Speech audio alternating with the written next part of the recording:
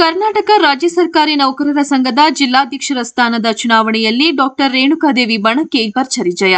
ಪ್ರಪ್ರಥಮ ಬಾರಿಗೆ ಮಹಿಳಾ ಅಧ್ಯಕ್ಷರಾಗಿ ಡಾಕ್ಟರ್ ರೇಣುಕಾದೇವಿ ಆಯ್ಕೆಯಾಗಿದ್ದಾರೆ. ಸರ್ಕಾರಿ ನೌಕರರ ಸಂಘದ ಜಿಲ್ಲಾಧ್ಯಕ್ಷರಾಗಿ ಡಾಕ್ಟರ್ ರೇಣುಕಾದೇವಿ ಆಯ್ಕೆ.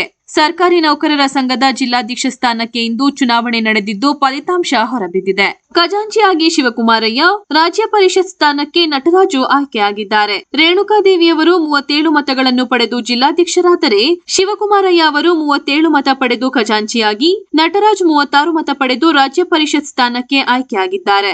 ಜಿಲ್ಲಾಧ್ಯಕ್ಷರಾಗಿ ಆಯ್ಕೆಯಾದ ರೇಣುಕಾದೇವಿ ಅವರು ಜನಮಿತ್ರದೊಂದಿಗೆ ಮಾತನಾಡಿದರು. ಪಟಾಕಿ ಸಿಡಿಸುವ ಮೂಲಕ ವಿಜಯೋತ್ಸವ ಆಚರಣೆ ಮಾಡಿದರು.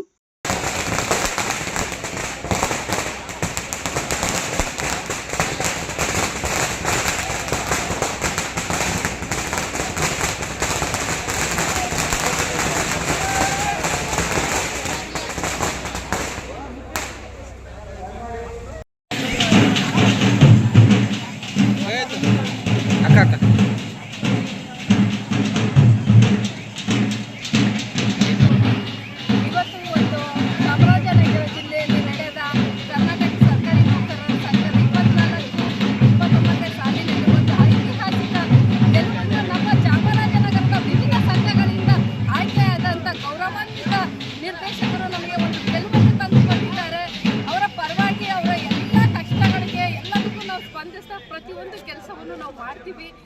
ಜೊತೆಗೆ ಈ ಗೆಲುವಿಗೆ ಶ್ರಮಪಟ್ಟ ನಮ್ಮ ಎಲ್ಲ ಸಮುದಾಯದವ್ರಿಗೂ, ನಮ್ಮ ಎಲ್ಲ ಹಿತೈಷಿಗಳಿಗೂ ನಾನು ಮತ್ತೆ ನೌಕರರುಗಳಿಗೆ ಎಲ್ಲ ನಿರ್ದೇಶಕರಿಗೂ ನಾನು ನನ್ನ ಧನ್ಯವಾದಗಳನ್ನು ಸಲ್ಲಿಸ್ತಾ ಇದ್ದೀನಿ. Thank you. ಅಲ್ಲಿ ಮೊದಲ ಬಾರಿಗೆ ಒಂದು ಮಹಿಳೆಯಾಗಿ, ಒಂದು ದಲಿತ ಮಹಿಳೆಯಾಗಿ, ಒಂದು ಡಾಕ್ಟರ್ ಆಗಿ ಕರ್ನಾಟಕದ ಇತಿಹಾಸದಲ್ಲಿ ಮೊದಲನೇ ಜಿಲ್ಲಾಧ್ಯಕ್ಷರಾಗಿದ್ದೀನಿ. ಇದರಲ್ಲಿ ಬಹಳ ಮಹತ್ವಾಕಾಂಕ್ಷೆಗಳ ಗುರಿಗಳನ್ನು ನಾವು ಇಟ್ಕೊಂಡಿದ್ದೀವಿ. ಮುಂದೆ ಅದನ್ನು ನಾವು ಹೇಳ್ತೀವಿ. NPS ಆಗಲಿ ಅಥವಾ ನಮ್ಮ ಸರ್ಕಾರಿ ನೌಕರರ ಭವನ ಆಗಲಿ, ಮತ್ತು ಹಲವಾರು ಸಮಸ್ಯೆಗಳಿದೆ. ಎಲ್ಲವನ್ನು ನಾವು ನಿಭಾಯಿಸೋದ್ರಲ್ಲಿ ನಮ್ಮ ತಂಡ, ನಮ್ಮ ಸಂಘ, ಪ್ರತಿಯೊಬ್ಬ ಸರ್ಕಾರಿ ನೌಕರರಿಗೂ ನಾವು ಸ್ಪಂದಿಸ್ತಾ ನಾವು ಕೆಲಸ ಮಾಡ್ಕೊಂಡು ಹೋಗ್ತೀವಿ ಅಂತ ನಾನು ಭರವಸೆಗಳನ್ನ ಕೊಡ್ತಾ ಇದ್ದೀನಿ ಅಂತ ಹೇಳ್ತಾ ಇದ್ದೀನಿ.